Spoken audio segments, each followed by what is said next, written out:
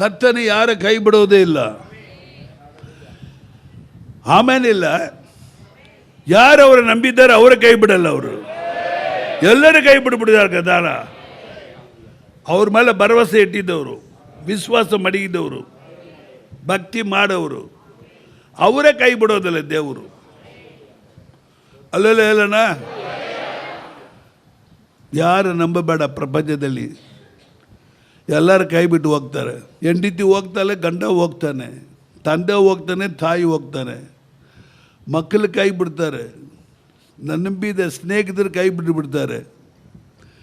ಎಲ್ಲರ ಪ್ರಪಂಚದಲ್ಲಿ ಎಲ್ಲ ಕೈ ಬಿಡೋರೆ. ಬೈಬಲ್ ಏನು ಹೇಳ್ತಾರೆ?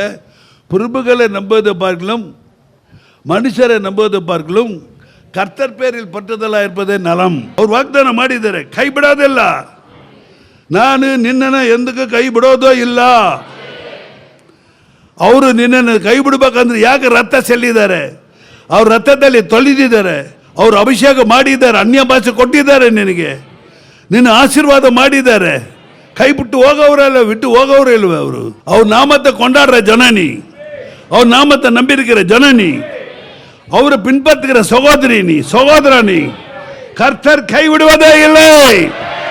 பக்கத்தில் சொல்லு, கர்த்தர் கைவிட